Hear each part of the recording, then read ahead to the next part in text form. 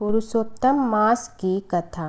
प्राचीन समय की बात है। देवताओं और ऋषियों ने भगवान विष्णु से पूछा, हे प्रभु, यह पुरुषोत्तम मास क्या है और इसका इतना महत्व क्यों माना जाता है।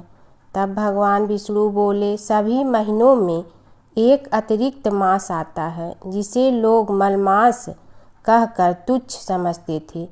उस मास का कोई स्वामी नहीं था, इसलिए वह बहुत दुखी रहता था। अपमान सहते सहते वह भगवान विष्णु के पास पहुंचा और रो कर बोला, हे प्रभु, सब लोग मेरा तिरस्कार करते हैं, मेरा कोई सम्मान नहीं करता है। भगवान विष्णु को उस मास पर दया आ गई। उन्होंने कहा, आज से मैं स्वयं तुम्हारा स्वामी हूँ। मेरा नाम पुरुषोत्तम है, इसलिए अब तुम्हें पुरुषोत्तम मास कहा जाएगा। जो मनुष्य इस मास में स्नान, दान, व्रत, कथा और भगवान का भजन करेगा, उसे अनेक यज्ञों के समान पुण्य मिलेगा। तभी से यह मास अत्यंत पवित्र माना जाने लगा। इस महीने में भगवान विष्णु की पूजा, गीता पाठ, दान, पुण्य और व्रत करने का विशेष महत्व है।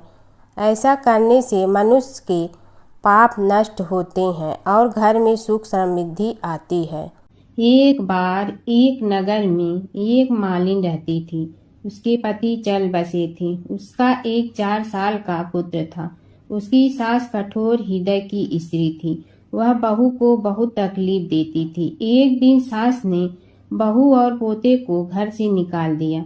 वे दोनों रोते हुए चलते चलते एक जंगल में जा पहुँचे। वहाँ एक बड़े पेड़ के नीचे बैठ गए। वहाँ से थोड़ी दूर पर एक गणेश जी का मंदिर था। वहाँ बहुत लोग गणेश जी के दर्शन करने आते थे। दर्शन करके गणेश जी को प्रसाद चढ़ाते थे। फिर वह प्रसाद सबको बांट देते थे। इस प्रसाद से माँ बेटे का गुजारा होने लगा। दोनों गणेश जी की पूजा पाठ में लग गए। एक दिन उन्होंने सोचा, क्यों न हम भी जंगल से फूल ला कर बेचें। वे रोज जंगल से फूल लाकर उसकी माला बनाकर बेचने लगे। साथ में पूजा की सामग्री और प्रसाद भी बेचने लगे। इससे उनको आमदनी होने लगी। गणेश जी की कृपा से आमदनी बढ़ने लगी। जल्दी ही उन्होंने एक मकान और एक दुकान बना लिया। एक राजा की लड़की मंदिर में रोज पूजा करने आती थी। मालिन के बेटे को देखकर राजकुमारी उस पर मोहित हो गई और उसे विवाह करने की सोचने लगी। उसने अपनी भाभी से अपने मन की बात कही। भाभी अनुभवी थी। उसने कहा, ये तो मालिन का बेटा है और तुम एक राजा की बेटी हो। यदि तुमने उससे विवाह किया तो तुम्हारी बहुत बेइज्जती होगी। पर राजकुमारी अपनी बात पर अड़ी रही। उसने कहा, मैंने तो प्रतिज्ञा कर ली है कि उसी से विवाह करूंगी। भाभी ने घर जाकर सारी बात राजा को बता दी। राजा ने मना नहीं किया और विवाह के लिए तैयार हो गए। उन्होंने बड़े धूमधाम से बेटी का विवाह मालिन के बेटे के साथ कर दिया। मालिन ने सबसे पहले बेटे बहू को गणेश जी के मंदिर में ले जाकर पूजा पाठ करवाया और गणेश जी का आशीर्वाद दिलवाया। इसके बाद पूरे नगर में यह बात फैल गई कि गणेश जी की पूजा करने से सब दुख कष्ट दूर हो जाते हैं। इस बात पर सुनते ही नगर के सभी लोग मंदिर आने लगे।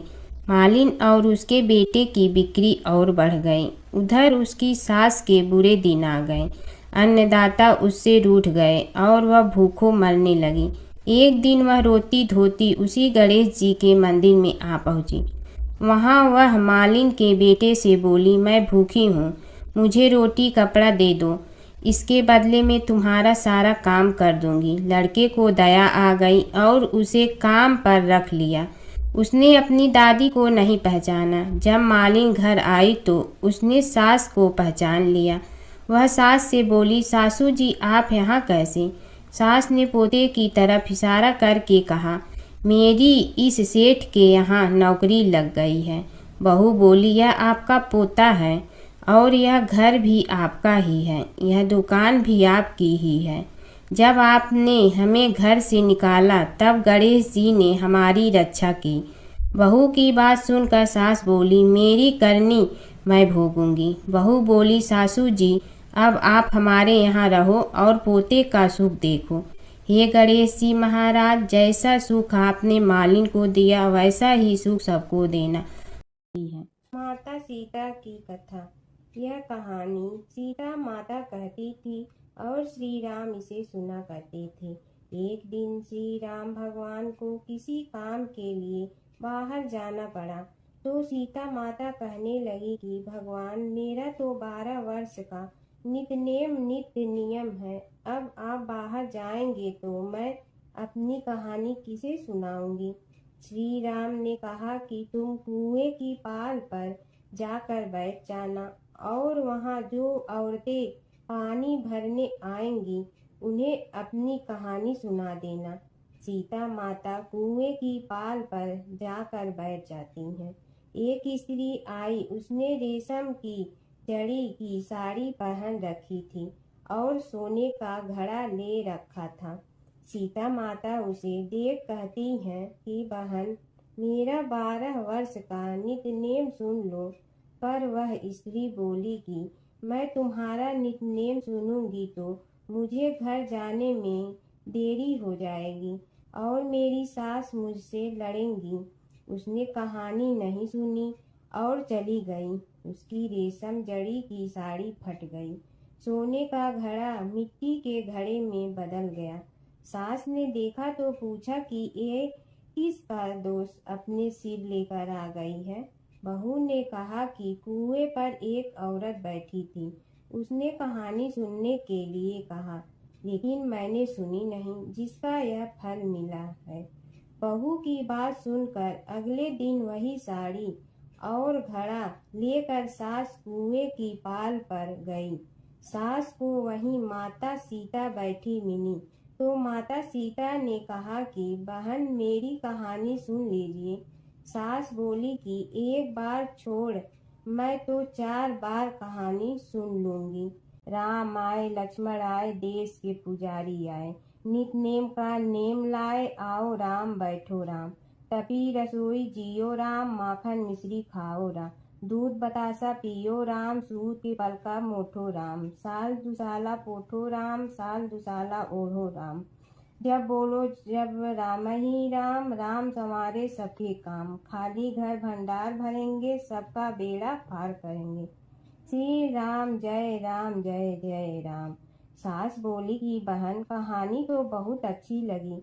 कहानी सुनकर सास घर चली गई और उसकी साड़ी फिर से रेशम जड़ी की बन गई। मिट्टी का घड़ा फिर सोने के घड़े में बदल गया।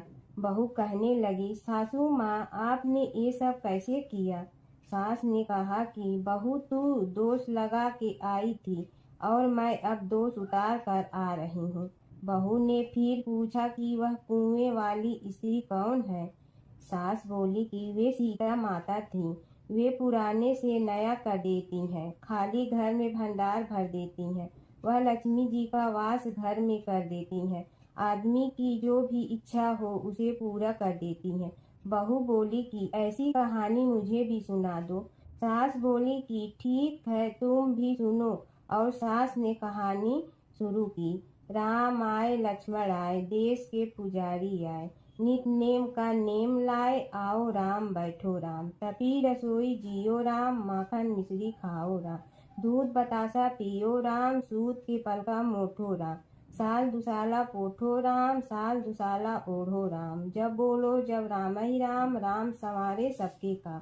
खाली घर भंडार भरेंगे, सबका बेड़ा पार करें। श्री राम जय जय राम। कहानी सुनकर बहू बोली कि कहानी तो बहुत अच्छी है। सास ने कहा कि ठीक है, इस कहानी को रोज कहा करेंगे। अब सास बहू रोज सवेरे उठती, नहाती धोती और पूजा करने के बाद नित नेम की सीता की कहानी कहती। एक दिन उनके यहाँ एक पड़ोस की औरत आई और बोली कि बहन, जरा सी आँच दे ना। तो वह बोली कि आज तो अभी हमने जलाई ही नहीं। पड़ोसन ने कहा कि तुम सुबह 4 बजे से उठकर क्या कर रही हो। फिर उन्होंने कहा कि सुबह उठकर हम पूजा करते हैं, फिर सीता माता की नित्य नेम की कहानी कहते हैं।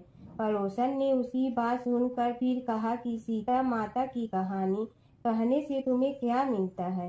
वे बोली कि इनकी कहानी कहने से घर में भंडार भर जाते हैं, सारे काम सिद्ध होते हैं, मन की इच्छा भी पूरी हो जाती है। पड़ोसन कहती है कि बहन, ऐसी कहानी तो मुझे भी सुना दो।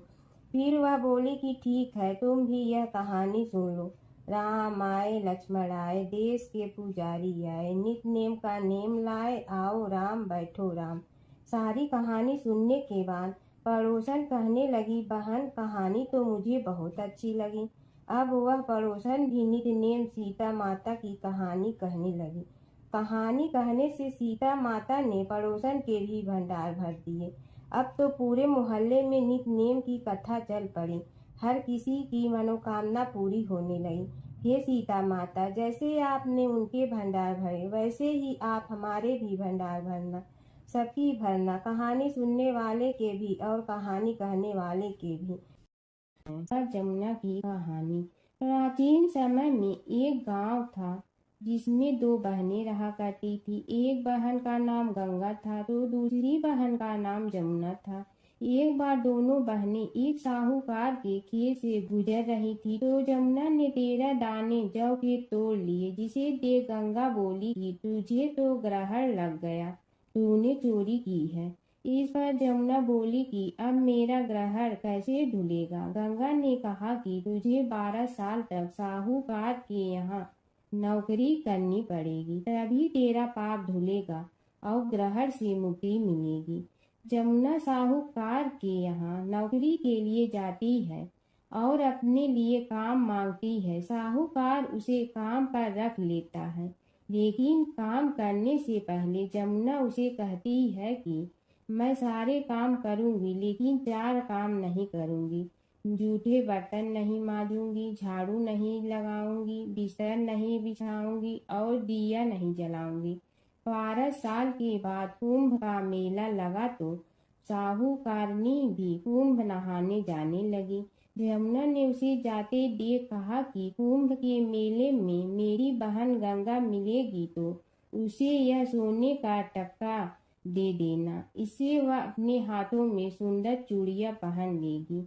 साहूकारनी ने कुंभ के मेले में गंगा को वह सोने का टका दे दिया। गंगा ने उनसे वह टका लेते हुए कहा कि मेरी बहन को कहना कि उसके 12 वर्ष पूरे हो गए हैं, अब वह वहां वापिस आ जा।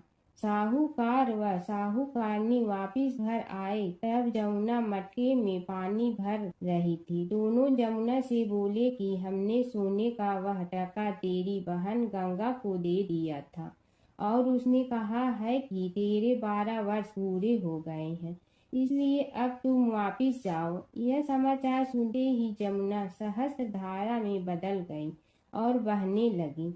जमुना जी का यह रूप देखकर साहूकार और साहूकारनी परेशान हो गई थी।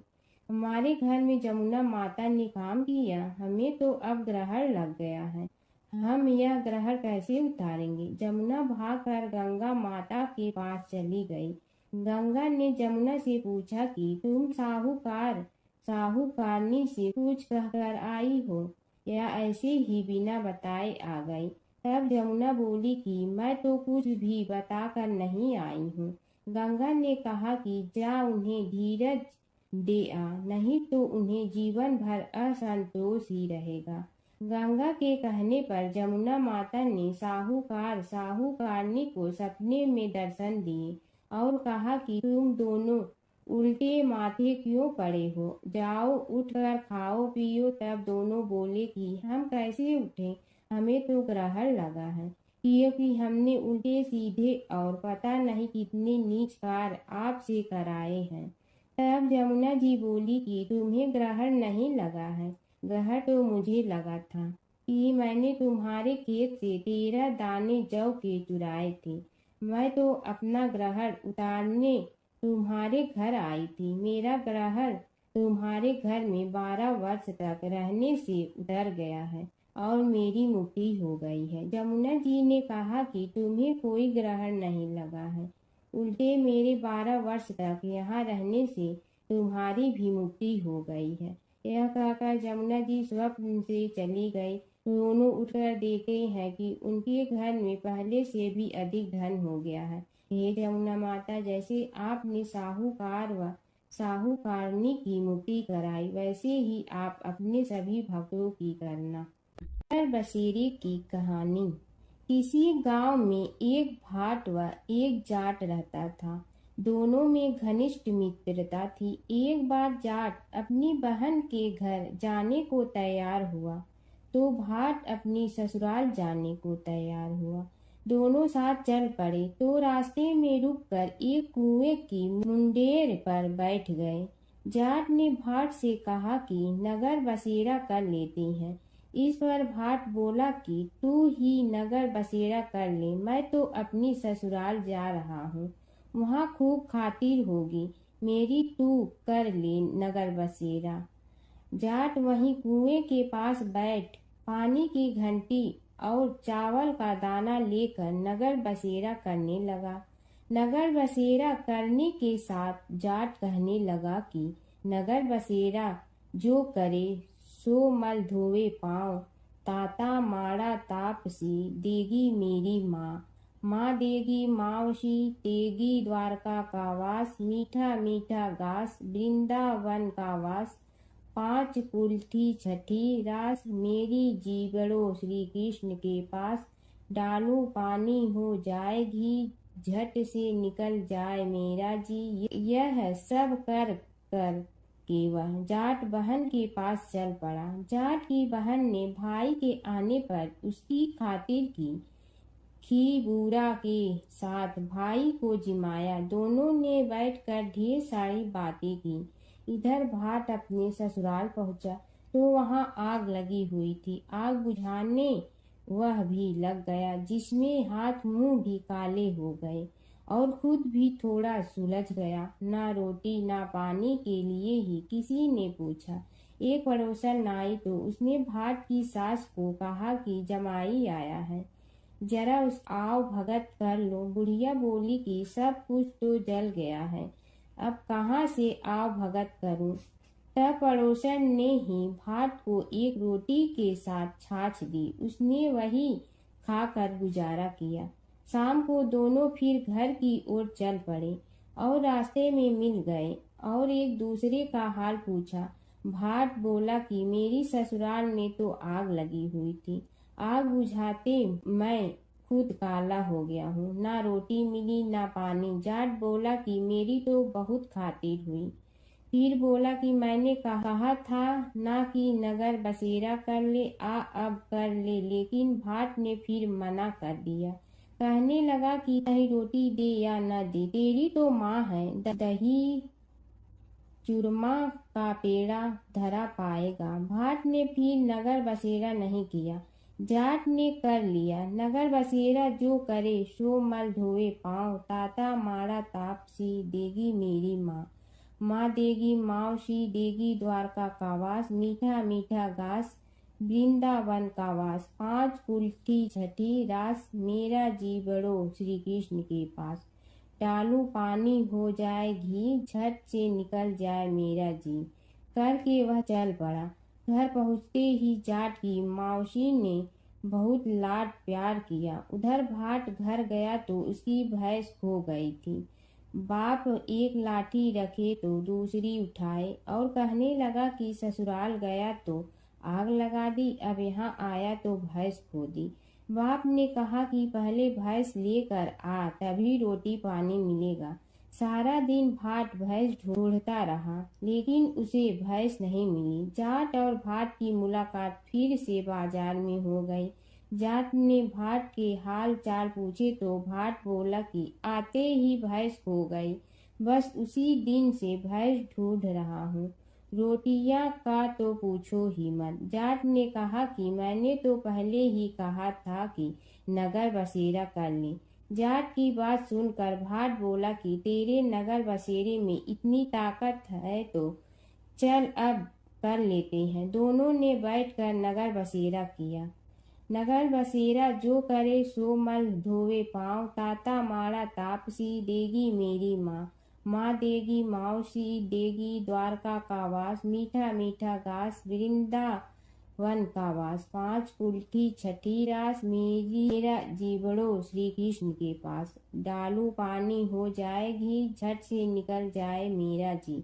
दोनों के नगर बसेरा करने पर भाट जैसे ही आगे बढ़ा तो उसकी खोई भैंस मिल गई, जिसे लेकर घर पहुंचा। घर पहुंचते ही माँ ने कहा कि लड़के को आते ही घर से निकाल दिया, सारे दिन से ये भूखा प्यासा भटक रहा है। यह कहकर उसकी माँ ने उसको खूब खिलाया पिलाया। इस घटना के बाद सारे नगर में ढिंढोरा पिटवा गया कि तब कोई अपने पीहर या सास से आते जाते नगर बसेरा करें। जैसे भाट को नगर बसेरा करने का फल मिला, वैसे ही हर किसी को मिले।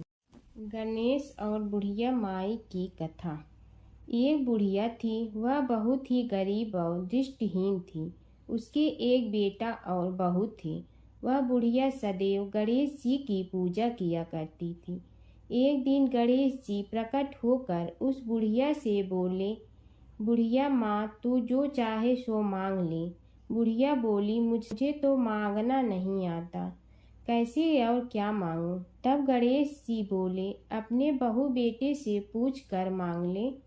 तब बुढ़िया ने अपने बेटे से कहा, गणेश जी कहते हैं तू कुछ मांग ले, बता मैं क्या मांगूं? पुत्र ने कहा, माँ तू धन मांग ले। बहू से पूछा तो बहू ने कहा, नाती मांग ले।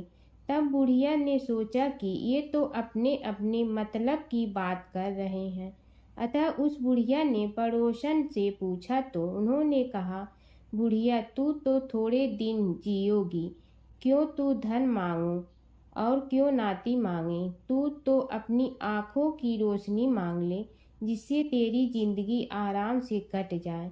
इस पर बुढ़िया बोली, यदि आप प्रसन्न है तो मुझे 9 करोड़ की माया दे, निरोगी काया दे, अमर सुहाग दे, आँखों की रोशनी दे, नाती दे, पोता दे और सब परिवार को सुख दे और अंत में मोक्ष दे।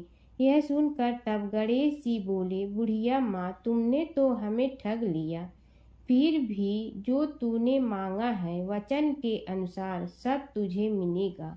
और यह कहकर गणेश जी अंतर ध्यान हो गए। उधर बुढ़िया माँ ने जो कुछ मांगा वह सब कुछ मिल गया।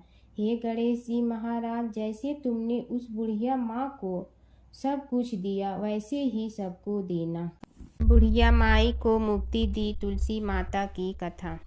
एक बुढ़िया माई तुलसी जी को सींचती और कहती कि हे तुलसी माता, सत की दाता, मैं तेरा बिडला सींचती हूँ, मुझे बहू दे, पीताम्बर की धोती दे, मीठा मीठा घास दे, बैकुंठा में वास दे, चटक की चाल दे, पटक की मोद दे, चंदन का काठ दे, रानी सा राज दे, दाल भात का भोजन दे, 11 की मौत दे, कृष्ण जी का कंधा दे।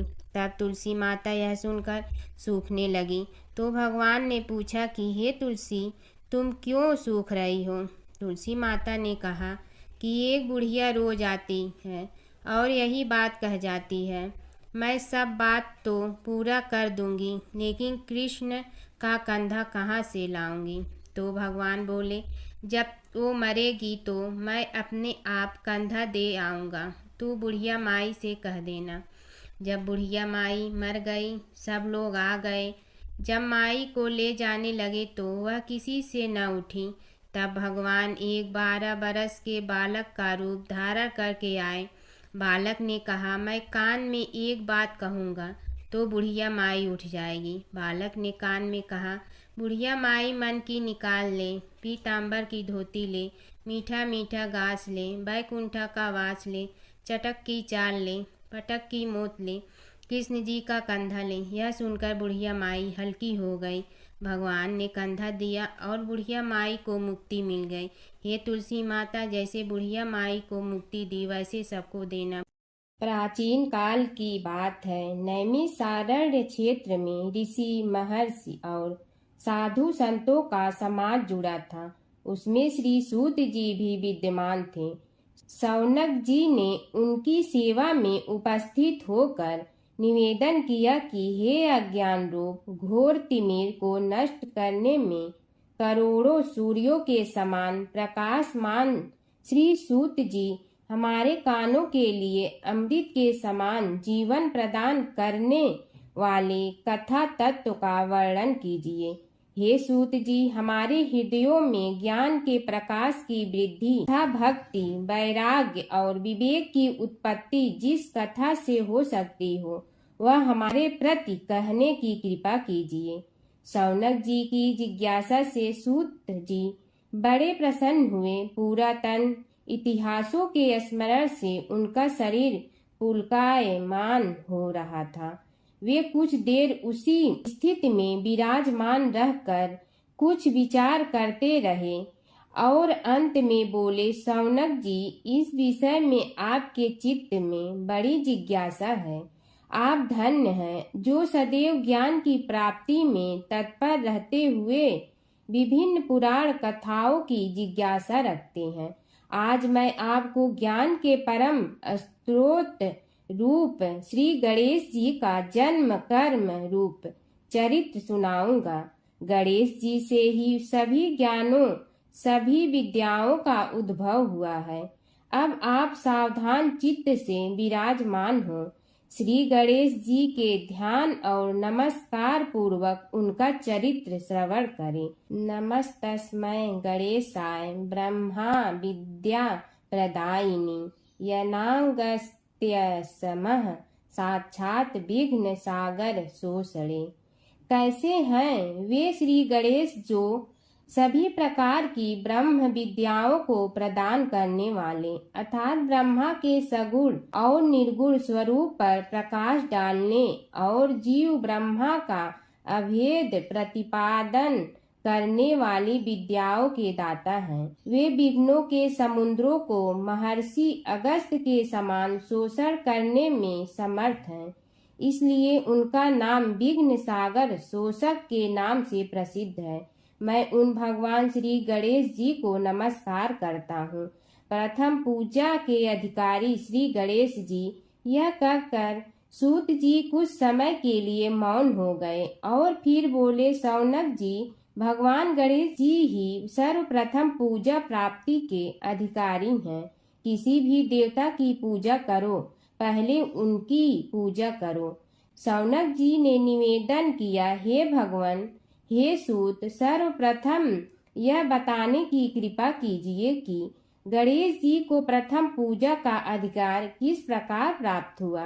इस विषय में मेरी बुद्धि मोह को प्राप्त हो रही है कि सृष्टि रचयिता ब्रह्मा जी, पालन करता भगवान नारायण और संहार करता शिव जी में से किसी को प्रथम पूजा का अधिकारी क्यों नहीं माना गया। यह त्रिदेव ही तो सबसे बड़ा देवता माने जाते हैं। सूत जी ने कहा, शौनक जी, यह भी एक रहस्य ही है। देखो, अधिकार मांगने से नहीं मिलता, इसके लिए योग्यता होनी चाहिए। संसार में अनेकों देवी देवताएं पूजे जाते हैं। पहले जो जिसका इष्ट देव होता है वह उसी की पूजा किया करता है। इससे बड़े देवताओं के महत्व में कमी आने की आशंका उत्पन्न हो गई। इस कारण देवताओं में परस्पर विवाद होने लगा। वे उसका निर्णय प्राप्त करने के लिए शिव जी के पास पहुँचे और प्रणाम करके पूछने लगे, प्रभु, हम सब में प्रथम पूजा का अधिकारी कौन है। शिव जी सोचने लगे कि किसे प्रथम पूजा का अधिकारी माने। तभी उन्हें एक युक्ति सूझी। बोले, देवगण, इसका निपटारा बातों से नहीं तथ्यों से होगा। इसके लिए एक प्रतियोगिता रखनी होगी, शिव की परिक्रमा करने की प्रतियोगिता। देवगण उनका मुख देखने लगे, शंकित हृदय से सोचने लगे कि कैसी प्रतियोगिता रहेगी। यह शिव जी ने उनके मन के भाव ताड़ लिए, इसलिए सांत्वना भरे शब्दों में बोले, घबराओ मत, कोई कठिन परीक्षा नहीं ली जाएगी। बस इतना ही कि सभी अपने अपने वाहनों पर चढ़कर संसार की परिक्रमा करो और फिर यहाँ लौट आओ। जो पहले लौटेगा वही सर्वप्रथम पूजा का अधिकारी होगा। अब क्या देर थी, सभी अपने अपने वाहन पर चढ़कर दौड़ पड़े। किसी का वाहन गजराज था तो किसी का सिंह, किसी का भैंसा तो किसी का मृग, किसी का हंस तो किसी का उल्लू, किसी का अश्व तो किसी का श्वान। अभिप्राय यह है कि वाहनों को विविधता के दर्शन उस समय जितने भले प्रकार से हो सकते थे उतने अन्य समय में नहीं। सबसे गया बीता वाहन गणेश जी का था मूषक, उससे चूहा भी कहते हैं। ऐसे वाहन के बल भरोसे इस प्रतियोगिता में सफल होना तो क्या, सम्मिलित होना भी हास्यास्पद है। गणेश जी ने सोचा, छोड़ो, क्या होगा प्रतियोगिता में भाग लेने से, हम तो यहाँ बैठे रह कर ही तमाशा देखेंगे। वे बहुत देर तक विचार करते रहे। अंत में उन्हें एक युक्ति सूझी। शिव जी स्वयं ही जगदाता हैं, यह संसार उन्हीं का प्रतिबिंब है, तब क्यों न इन्हीं की परिक्रमा कर ली जाए।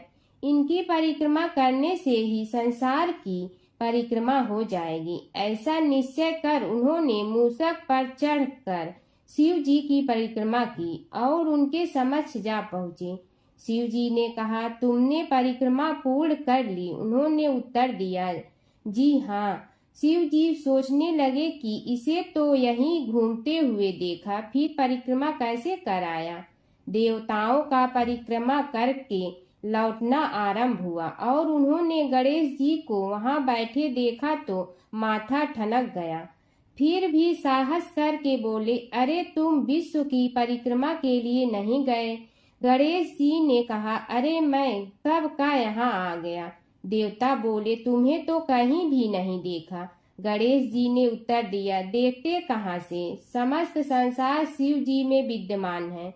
इनकी परिक्रमा करने से ही संसार की परिक्रमा पूर्ण हो गई। सूत जी बोले, शौनक, इस प्रकार गणेश जी ने अपनी बुद्धि के बल पर ही विजय प्राप्त कर ली। उनका कथन सत्य था, इसलिए कोई विरोध करता भी तो कैसे। बस उसी दिन से गणेश जी की प्रथम पूजा होने लगी। एक बूढ़ा ब्राह्मण था, वह रोज पीपल को जल से सींचता था। पीपल में से रोज एक लड़की निकलती और कहती, पिताजी मैं आपके साथ जाऊंगी। यह सुनते सुनते बूढ़ा दिन ब दिन कमजोर होने लगा। तो बुढ़िया ने पूछा कि क्या बात है। बूढ़ा बोला कि पीपल से एक लड़की निकलती है और कहती है कि वह भी मेरे साथ चलेगी। बुढ़िया बोली कि कल ले आना उस लड़की को, जहाँ 6 लड़कियां पहले से ही हमारे घर में है, वहाँ 7वीं लड़की और सही। अगले दिन बूढ़ा उस लड़की को घर ले आया। घर लाने के बाद बूढ़ा ब्राह्मण आटा मांगने गया तो उसने पहले दिनों की अपेक्षा आज ज्यादा आटा मिला था। जब बुढ़िया वह आटा छानने लगी तो लड़की ने कहा कि लाओ माँ, मैं छान देती हूँ। जब वह आटा छानने बैठी तो परात भर गई। उसके बाद माँ खाना बनाने जाने लगी तो लड़की बोली कि आज रसोई मैं बनाऊंगी। तो बुढ़िया बोली कि ना, तेरे हाथ जल जाएंगे। लेकिन लड़की नहीं मानी। वह रसोई में खाना बनाने गई तो उसने तरह तरह के 36 व्यंजन बना डाले और आज सभी ने भर पेट खाना खाया। इससे पहले वह आधा पेट भूखा ही रहते थे। रात हुई तो बुढ़िया का भाई आया और कहने लगा कि दीदी मैं तो खाना खाऊंगा। बुढ़िया परेशान हो गई कि अब खाना कहाँ से लाऊंगी। लड़की ने पूछा कि क्या बात है माँ। उसने कहा कि तेरा मामा आया है और रोटी खाएगा, लेकिन रोटी तो सबने खा ली है, अब उसके लिए कहाँ से लाऊंगी। लड़की बोली कि तू चिंता मत कर माँ, मैं बना दूंगी। और वह रसोई में गई और मामा के लिए 36 व्यंजन बना दी। मामा ने भरपेट खाया और कहा भी कि ऐसा खाना इससे पहले उसने कभी नहीं खाया है। बुढ़िया ने कहा कि भाई, तेरी बावनी भाजी है, उसी ने बनाया है। शाम हुई तो लड़की बोली कि माँ, चौका लगा के चौके का दिया जला देना, कोठे में मैं सोऊंगी। बुढ़िया बोली कि ना बेटी, तू डर जाएगी। लेकिन वह बोली कि ना माँ, मैं नहीं डरूंगी, मैं अंदर कोठे में ही सोऊंगी। वह कोठे में ही जाकर सो गई। आधी रात को लड़की उठी और चारों ओर आंख मारी तो धन ही धन हो गया। वह बाहर जाने लगी तो एक बूढ़ा ब्राह्मण सो रहा था। उसने देखा तो कहा कि बेटी तू कहाँ चली। लड़की बोली कि मैं तो दरिद्रता दूर करने आई थी, अगर तुम्हें दूर करवानी है तो करवा लो। उसने बूढ़े के घर में भी आँख से देखा तो चारों ओर धन ही धन हो गया। सुबह सवेरे सब उठे तो लड़की को ना पाकर उसे ढूंढने लगे कि पावनी बेटी कहाँ चली गई। बूढ़ा ब्राह्मण बोला कि वह तो लक्ष्मी माता थी, जो तुम्हारे साथ मेरी दरिद्रता भी दूर कर गई। हे लक्ष्मी माता, जैसे आपने उनकी दरिद्रता दूर की वैसे ही सबकी करना। एक नगर में एक ब्राह्मण दंपति रहते थे। वे दोनों प्रतिदिन 7 कोस दूर गंगा और यमुना नदी में स्नान करने जाते थे। इतनी दूर आने जाने से ब्राह्मण की पत्नी थक जाती थी। एक दिन उसने अपने पति से कहा कि हमारा एक पुत्र होता तो कितना अच्छा रहता। पुत्र के बहू आती तो हमें घर वापस जाने पर खाना बना हुआ मिलता और बहू घर का काम भी कर देती। अपनी पत्नी की बात सुनकर ब्राह्मण ने कहा कि तूने बात तो सही कही है, चल मैं तेरे लिए बहू ला ही देती हूँ।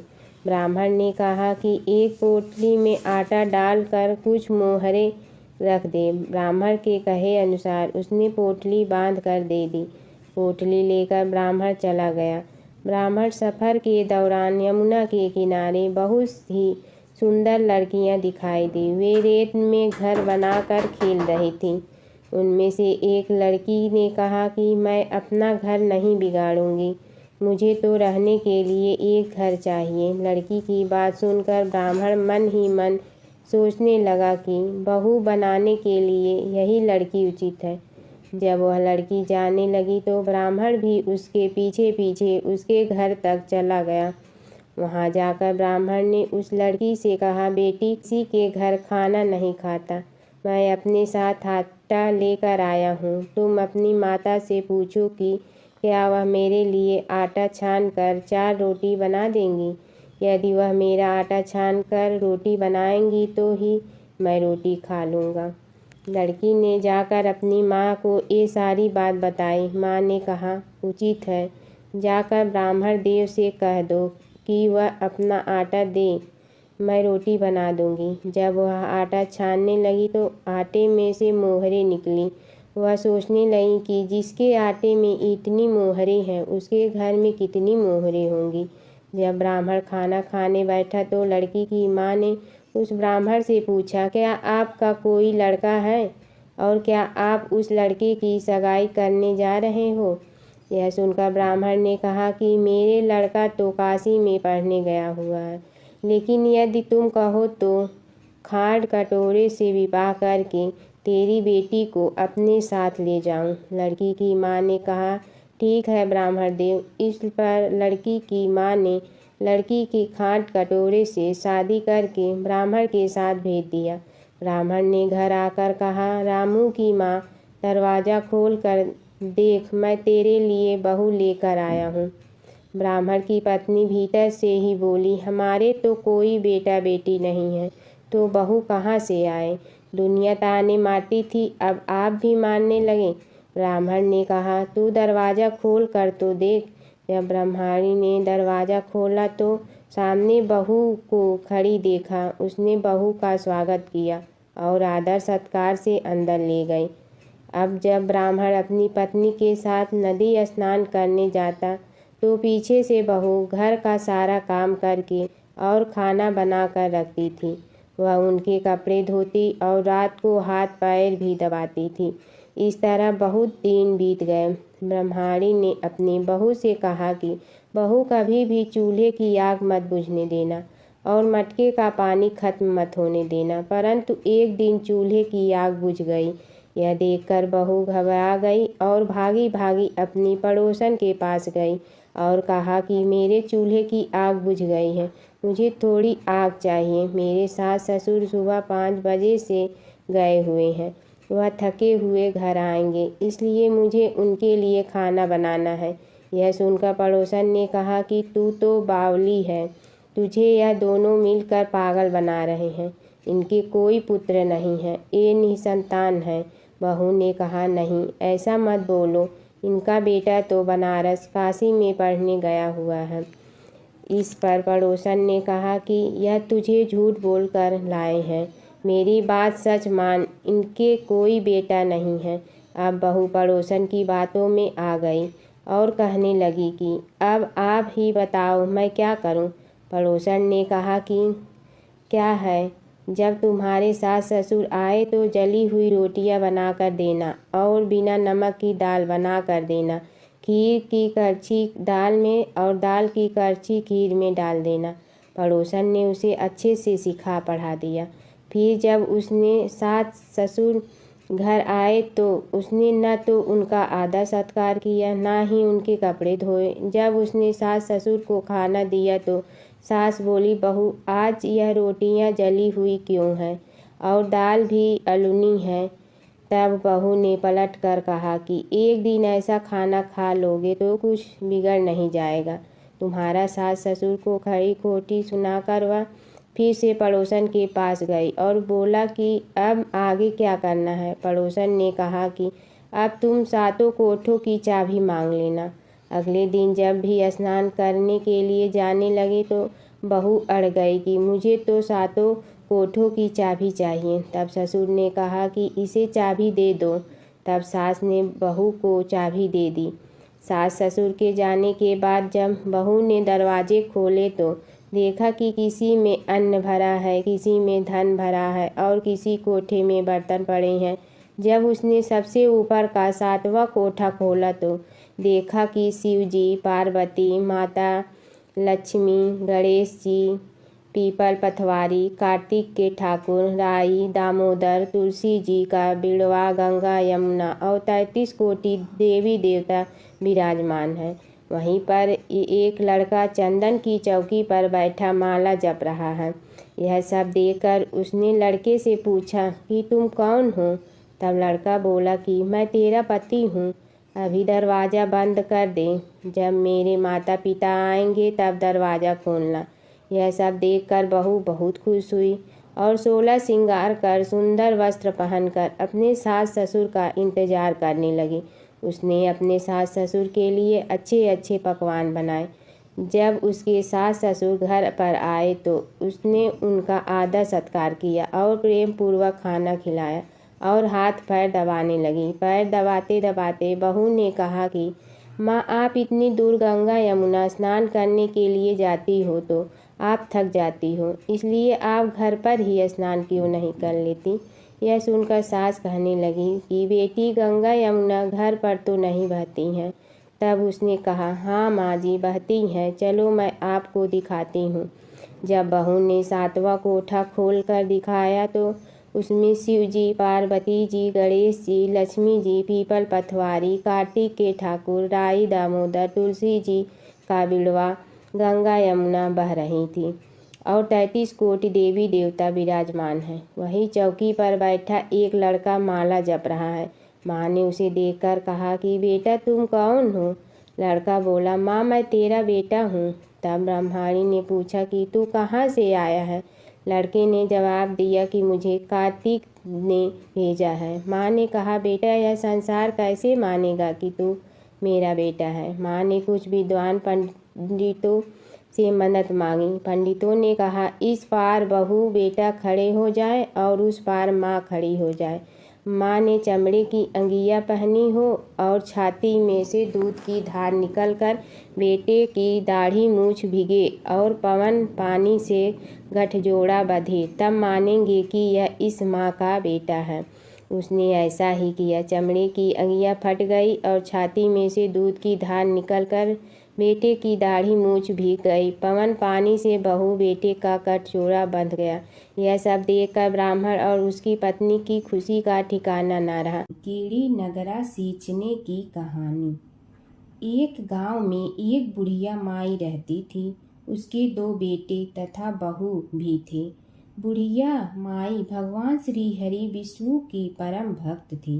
अपना जीवन दान धर्म पुण्य कार्य कर्मों में लगाती थी, परंतु बुढ़िया माई कभी भी मंदिर और सत्संग में व तीर्थ स्थानों पर नहीं जाती थी।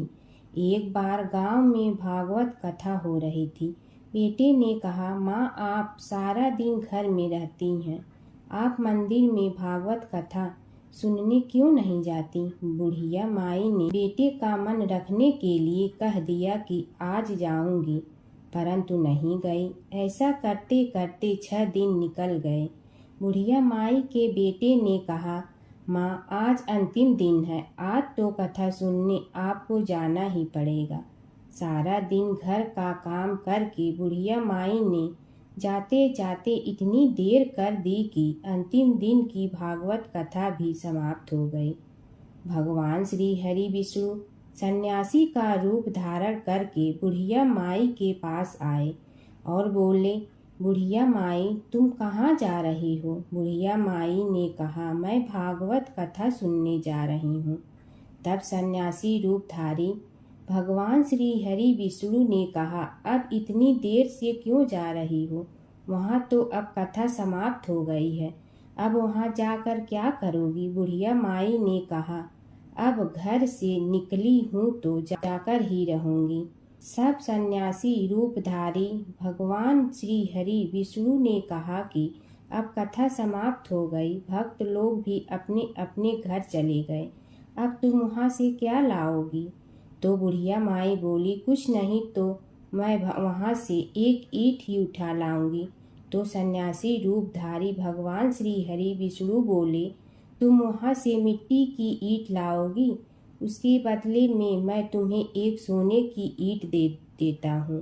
बुढ़िया माई ने ईंट ले ली और घर की तरफ चल पड़ी और विचार करने लगी कि यदि यह ईंट मैं घर लेकर जाऊंगी तो बेटे बहू झगड़ने लगेंगे, इसीलिए घर के आंगन में बाहर ही बुढ़िया माई ने वह ईंट जमीन में गाड़ दी। परंतु अब बुढ़िया माई का ध्यान उस ईंट पर ही रहने लगा। खाने पीने घर के काम करने में सदैव बुढ़िया माई अपना ध्यान सोने की ईंट पर ही लगाई रखती। बेटे बहू ने पूछा, माँ पूरे दिन घर के आंगन में क्या करती रहती हो? तो बुढ़िया माई ने कहा, मैं आने जाने वाले को देखती रहती हूँ। एक दिन बुढ़िया माई मर गई। यमराज के दूत बुढ़िया माई को लेने आए। बुढ़िया माई को लेकर धर्मराज जी के पास पहुँचे और धर्मराज जी को सारी बात बतलाई। धर्मराज जी ने बुढ़िया माई को कुतिया की योनि दे दी और कुतिया उसी पेड़ के नीचे बैठी रहती। बुढ़िया माई की बहू ने कहा, इस कुतिया को यहाँ से भगाओ, नहीं तो यह बच्चों को काट जाएगी। तो उसके बेटे ने उसकी पीठ पर एक लकड़ी मारी और बुढ़िया माई मर गई और को सर्प की योनि मिली। आंगन में सर्प को देखकर बेटे बहू ने किसी को काट नहीं जाए इसी डर से मार दिया। फिर बुढ़िया माई मरकर धर्मराज जी के पास पहुंची। बुढ़िया माई कीड़ी का रूप धारण करके उस आंगन में कीड़ी नगरा बना लिया। आंगन में कीड़ी नगरा हो गया। घर वाले बहुत परेशान हुए। घर वाले भोजन भी नहीं बना रहे थे और मन ही मन होने का स्मरण करने लगे। तब भगवान श्री हरि विष्णु सन्यासी का रूप धारण करके आए और बोले कि कुछ खाने को दे दो। तो घरवाले ने कहा, महाराज हमारे खाने को भी कुछ नहीं बनाया, क्योंकि हमारे घर में कीड़ी नगरा हो गया है, आप ही इसका कुछ उपाय बतलाइए। तब महाराज जी ने आंगन में खोदा और सोने की 28 निकाली और दोनों बेटों को दे दी और कहा, तुम्हारी माँ के नाम से दान पुण्य करना, धर्मशाला बनवाना, स्कूल बनवाना, प्याऊ लगवाना, गौशाला में गाय के चारे खाने की व्यवस्था करना। परंतु दोनों बेटे आपस में झगड़ने लगे कि तू दान कर, तू दान कर। किसी ने बुढ़िया माई के नाम से कोई दान नहीं किया और कीड़ी नगरा वहाँ उसी स्वरूप में स्थापित रहा। कुछ दिन बाद सन्यासी वापस आया और बुढ़िया माई के बेटों ने भगवान स्वरूपधारी सन्यासी महाराज से कहा कि हमारी घर की हालत वैसी की वैसी है, कीड़ी नगरा तो वैसे का वैसा ही है। तब साधु रूपधारी सन्यासी महाराज ने कहा, वह सोने के ईंट के टुकड़े लाओ और उन्हें बेचकर उनसे जो भी धन मिले उसे तुम्हारी माँ के नाम से दान पुण्य करो। इस कीड़ी नगरा पर शक्कर और आटा डालो, तुम ऐसा करोगे तो तुम्हारी माँ को मोक्ष प्राप्ति होगी। और उनके घर से कीड़ी नगरा चला गया। जो व्यक्ति प्रतिदिन सुबह प्रातः आटा और शक्कर कीड़ी नगरे पर डालता है, वह सदैव धनवान, पुत्रवान, संपन्न, सुख शांति से जीवन यापन करता है। उसके घर में कभी कोई कष्ट नहीं आता है। उसका जीवन सदा सर्वदा आनंद से व्यतीत होता है। उसके परिवारजन उसे अत्यधिक स्नेह प्रदान करते हैं। कीड़ी नगरा प्रतिदिन सींचने से जुड़ी नगरी की कहानी सुनने से, दान पुण्य व धर्म कार्यों में रुचि लगाने से जीवन उत्तम हो जाता है। गणेश जी की कथा। एक बार गणेश जी एक छोटे बालक के रूप में चिमटी में चावल और चमचे में दूध लेकर निकले। वो हर किसी से कह रहे थे कि कोई मेरी खीर बना दो, कोई मेरी खीर बना दो। एक बुढ़िया बैठी हुई थी। उसने कहा, ला मैं बना दूं। वह छोटा सा बर्तन चढ़ाने लगी। तब गणेश जी ने कहा कि दादी माँ, छोटी सी भगोनी मत चढ़ाओ। तुम्हारे घर में जो सबसे बड़ा बर्तन है वही चढ़ा दो। बुढ़िया ने वही चढ़ा दिया। वह देखती रह गई कि वह जो थोड़े से चावल उस बड़े बर्तन में डाली थी वह तो पूरा भर गया है। गणेश जी ने कहा, दादी माँ, मैं नहा कर आता हूँ। खीर तैयार हो गई हो तो बुढ़िया के पोते पोती खीर खाने के लिए रोने लगे। बुढ़िया ने कहा, गणेश जी, तेरे भोग लगाना कहकर चूल्हे में थोड़ी सी खीर डाली और कटोरी भर भर कर बच्चों को दे दी। बुढ़िया की पड़ोसन ऊपर से देख रही थी, तो बुढ़िया ने सोचा यह चुगली कर देगी, तो एक कटोरा भर कर उसे भी पकड़ा दिया। बेटे की बहू ने चुपके से एक कटोरा खीर खाई और कटोरा चक्की के नीचे छुपा दिया। अभी भी गणेश जी नहीं आए थे। बुढ़िया को भी भूख लग रही थी। वह भी एक कटोरा खीर खाकर किवाड़ के पीछे बैठकर एक बार फिर कहा कि गणेश जी, आपके भोग लगे कहकर खाना शुरू कर दिया। तभी गणेश जी आ गए। बुढ़िया ने कहा, आ जा रे गणेशिया, खीर खा ले, मैं तो तेरी ही राह देख रही थी। गणेश जी ने कहा, दादी माँ, मैंने तो खीर पहले ही खा ली। बुढ़िया ने कहा, कब खाई? गणेश जी ने कहा, जब तेरे पोते पोती ने खाई तब खाई थी, जब तेरी पड़ोसन ने खाई तब खाई थी, और जब तेरी बहू ने खाई तब भी खाई थी, और जब तूने खाई तो मेरा पेट पूरा ही भर गया। बुढ़िया ने कहा, बेटा, और सारी बात तो सोच, पर बहू बेचारी का तो नाम मत लो। वह तो सुबह से काम में लग रही है, उसने फिर खीर कब खाई? गणेश जी ने कहा, चाकी के नीचे देख, झूठा कटोरा पड़ा है, और तूने तो मेरे भोग तो लगाया, वह तो वैसे ही खा गई। बुढ़िया ने कहा, बेटा, घर की बात है, घर में ही रहने दो। अब बताओ, बची हुई खीर का क्या करूं? गणेश जी ने कहा, नगरी जी जीमा दो। बुढ़िया ने पूरी नगरी जिलवा दी, फिर भी बर्तन पूरा ही भरा था। राजा को पता लगा तो बुढ़िया को बुलाया और कहा, क्यों रे बुढ़िया, ऐसा बर्तन तेरे घर पर सोवे अच्छा लगे या हमारे घर पर सोवे? बुढ़िया ने कहा, राजा जी आप ले लो। राजा जी ने खीर का बर्तन महल में मंगा लिया। लाते ही खीर में कीड़े मकोड़े बिच्छू हो गए और दुर्गंध आने लगी।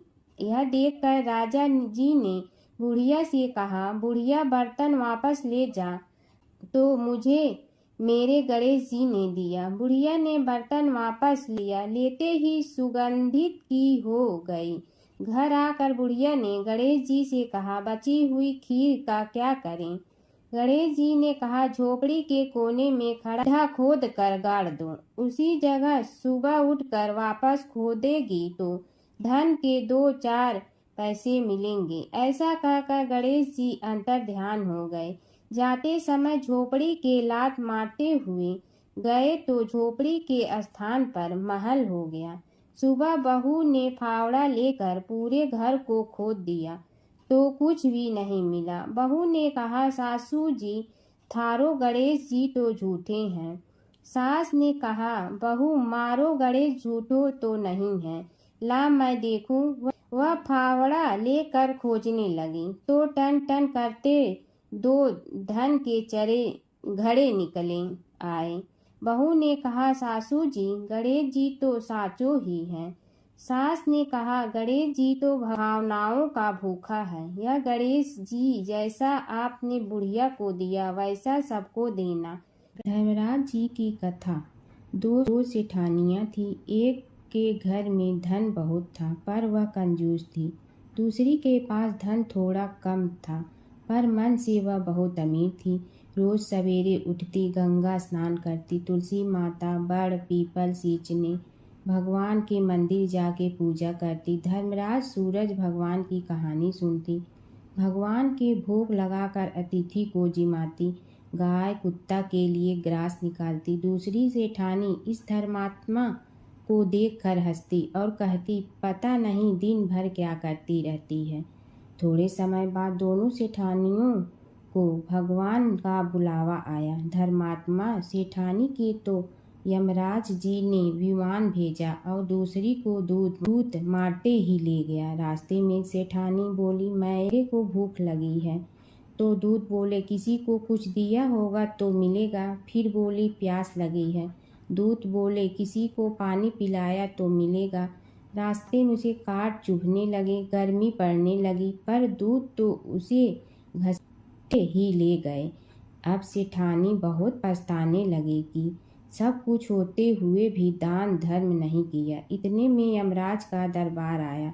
धर्मात्मा बुढ़िया को भगवान के पास सिंहासन मिला और वह उस पर बैठी थी। उधर दूसरी सेठानी को तपते कुंड में डाल दिया। अब सेठानी यमराज से बोली, मुझे 1.25 पहर का जीवन दान दे दो, मैं वापस आकर दंड भोग लूंगी। यमराज बोले, ठीक है। सेठानी के शरीर में वापस प्राण डाल दिए।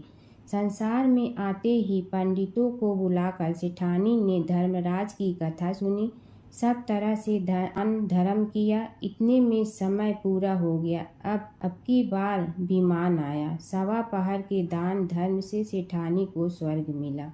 धर्मराज जी की परम भक्त पोपा बाई की कथा। एक गांव में एक पोपा बाई रहती थी। जब वह 5 साल की थी तभी से वह नियम से धर्मराज जी व्रत की कथा सुनती थी और व्रत करती थी। एक दिन उसने अपने भाई व भाभी से कहा कि मैं शादी नहीं करूंगी, अब मैं अपना समय भगवान की पूजा अर्चना में ही बिताना चाहती हूँ। इसलिए मेरी झोपड़ी गांव के बाहर बनवा दो और गांव में सबको कह दो कि वह अपनी गाय व बछड़ों को मेरे यहाँ ही घास भूस चरने को भेज दो और जिसकी भी इच्छा हो, श्रद्धा हो, मुझे खाना भिजवा दो। एक दिन नगर का राजा शिकार खेलने जंगल में आया और गांव के बाहर जंगल के पास बनी झोपड़ी देखकर रुक गया। झोपड़ी के पास जाकर उसने आवाज लगाई कि कौन है, लेकिन भीतर से कोई आवाज न आने पर वह लगातार दरवाजा खटखटाता रहा। तब पोपा बाई उठी और कहने लगी कि कौन हो तुम जो बार बार दरवाजा बजा रहे हो, क्यों आवाज लगा रहे हो? राजा ने कहा कि मैं यहाँ का राजा हूँ और तुम्हारे साथ विवाह करूँगा। पोपा बाई ने कहा कि जहाँ से आए हो वहीं चले जाओ, मैं किसी पराये आदमी का मुंह नहीं देखती हूँ। राजा ने पोपा बाई की एक नहीं सुनी और जबरदस्ती उठा ले गया। तब पोपा बाई ने राजा को श्राप दिया कि तुम्हारा सारा राजपाट नष्ट हो जाएगा। महल में आने पर राजा की रानियों ने सारी बात सुनकर राजा से अनुरोध किया कि पोपा बाई को वहीं वापस छोड़ आओ। राजा जब पोपा बाई को वापस झोपड़ी में छोड़ने जाने लगा तो रास्ते में पाप की नदी आई जिसमें राजा डूब गया। कुछ समय बाद पोपा बाई मृत्यु के बाद धर्मराज जी के यहाँ पहुँची और धर्मराज जी ने उन्हें स्वर्ग का राज दे दिया। एक बार एक सेठ व सेठानी मृत्यु लोक से स्वर्ग लोक आए तो उसके द्वार बंद देखकर वह धर्मराज जी से द्वार खोलने का आग्रह करते हैं। धर्मराज जी कहते हैं, इस द्वार पर पोपा बाई का राज है। इस पर सेठ सेठानी कहते हैं कि हम पोपा बाई को नहीं जानते हैं। धर्मराज जी उन दोनों की बात सुनकर कहते हैं कि तुम दोनों 7 दिन तक मृत्युलोक में रहो। 8 खोपड़ा से राई भरकर 5 कपड़े ऊपर रखकर कहानी सुनकर उद्यापन करना और कहना कि राज है, पोपा बाई लेखा लेगी राई राई का। सारे बोलो पोपा बाई की जय। हर व्रत कथा के साथ पढ़ी और सुनी जाने वाली लपसी तपसी की यह कहानी। एक लपसी था, एक तपसी था। तपसी हमेशा भगवान की तपस्या में लीन रहता था। लपसी रोजाना 1.25 सेर की लपसी बनाकर भगवान का भोग लगाकर जीम लेता था। एक दिन दोनों लड़ने लगे। तपसी बोला, मैं रोज़ भगवान की तपस्या करता हूँ, इसलिए मैं बड़ा हूँ। लपसी बोला, मैं रोज़ भगवान को 1.25 सेर लपसी का भोग लगाता हूँ, इसलिए मैं बड़ा हूँ। नारद जी वहाँ से गुजर रहे थे। दोनों को लड़ता देखकर उनसे पूछा कि तुम क्यों लड़ रहे हो। तपसी ने खुद के बड़ा होने का कारण बताया और लपसी ने अपना कारण बताया। नारद जी बोले, तुम्हारा फैसला मैं करूँगा। दूसरे दिन लपसी और तपसी नहाकर अपनी रोज की भक्ति करने आए तो नारद जी ने छुपकर 1.25 करोड़ की एक एक अंगूठी उन दोनों के आगे रख दी। तपसी की नज़र उस अंगूठी पर पड़ी जो उसने चुपचाप अंगूठी उठाकर अपने नीचे दबा ली। तब लपसी की नज़र अंगूठी पर पड़ी, लेकिन उसने ध्यान नहीं दिया। भगवान को भोग लगाकर लपसी खाना खाने लगा। नारद जी सामने आए तो दोनों ने पूछा कि कौन बड़ा, तो नारद जी ने तपसी से खड़ा होने को कहा। वो खड़ा हुआ तो उसने नीचे दबी अंगूठी दिखाई पड़ी। नारद जी ने लपसी से कहा, तपस्या करने के बाद भी तुम्हारी चोरी करने की आदत नहीं गई, इसलिए लपसी बड़ा है और तुम्हें तुम्हारी तपस्या का कोई फल भी नहीं मिलेगा। तपसी शर्मिंदा होकर माफ़ी मांगने लगा। उसने नारद जी से पूछा, मुझे मेरी तपस्या का फल कैसे मिलेगा। नारद जी ने कहा, यदि कोई गाय और कुत्ते की रोटी नहीं बनाएगा तो फल तुम्हें मिलेगा। यदि कोई ब्राह्मण को भोजन करवा कर दक्षिणा नहीं देगा तो फल तुम्हें मिलेगा। यदि कोई साड़ी के साथ ब्लाउज नहीं देगा तो फल तुझे मिलेगा। यदि कोई दिए से दिया जलाएगा तो फल तुम्हें मिलेगा। यदि कोई सारी कहानी सुने लेकिन तुम्हारी कहानी नहीं सुने तो फल तुझे मिलेगा। उसी दिन से हर व्रत कथा कहानी के साथ लपसी तपसी की कहानी भी सुनी और कही जाती है। ओम जय जगदीश हरे, स्वामी जय जगदीश हरे। भक्त जनों के संकट क्षण में दूर करे। ओम जय जगदीश हरे। जो ध्यावे फल पावे, दुख बिन दे मन का। सुख संपत्ति घर आवे, कष्ट मिटे तन का। ओम जय जगदीश हरे। मात पिता तुम मेरे, शरण कहूँ किसकी। तुम विनय और न दूजा, आस करूँ जिसकी। ओम जय जगदीश हरे। तुम पूर्ण परमात्मा, तुम अंतर्यामी। पार ब्रह्म परमेश्वर, तुम सबके स्वामी। ओम जय जगदीश हरे। तुम बिंदा के सागर, तुम पालन करता। मैं मूर्ख कल काम, कृपा करो भरता। ओम जय जगदीश हरे। तुम हो ये कय गोचर, सबके प्राणपति। किस विधि मिलूं दया में, तुमको मैं कुमति। ओम जय जगदीश हरे। दीन बंधु दुख हरता, तुम रक्षक मेरे। अपने हाथ उठाओ, द्वार पड़ा तेरे।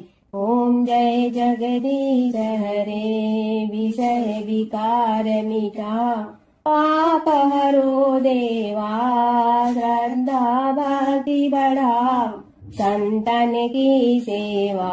ओम जय जगदीश हरे। तन मन धन सब तेरा, स्वामी सब कुछ है तेरा। तेरा तुझको अर्पण क्या लागे मेरा।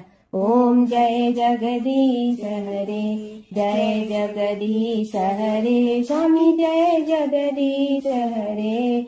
भक्त जनों के संकट टलने दूर करे। ओम जय जगदीश हरे, स्वामी जय जगदीश हरे।